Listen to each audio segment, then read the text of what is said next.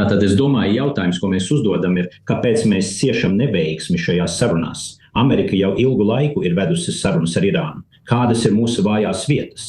Mēs uzskatām, ka sarunas ir labākas pamieru laikā ar persiešiem vai tuvajos austrumos. Tās ir labākas aktīvas karadarbības laikā. Mēs uzskatām, ka ir labāk izvairīties no eskalācijām. Taču tuvajos austrumos tas tiek uztverts kā vājuma pazīme. Mēs uzskatām, ka mūsu impulss, mūsu rietumnieciskais impulss ir iet uz piekāpšanos un sagaidīt pretimnākšanu.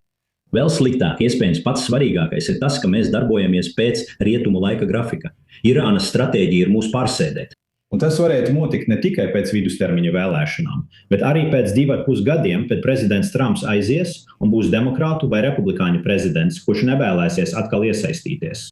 Un, manuprāt, mums trūks spējas pieņemt, ka mēs vedam sarunas ar izciliem persiešu sarunvedējiem. Es tikko atgriezos no kongresa, kur pagājušajā nedēļā informēju Kongresu un valsts departamentu. Un tas, kas mani patiesi noskuma un nobiedēja, bija tas, ka jūs redzat, ka politiskās uzvaras ASV kongresā ir kļuvušas svarīgākas par Amerikas nacionālās drošības interešu virzīšanu. Un tad ir pašas sev nodarītais kaitējums no prezidenta Trumpa puses, kurš ir nolēmis neveikt nozīmīgu uzrunu Amerikas tautai, paskaidrojot, kāpēc mēs tur esam, kas ir panākumi, kas ir neveiksme, kāpēc mums vajag vairāk laika.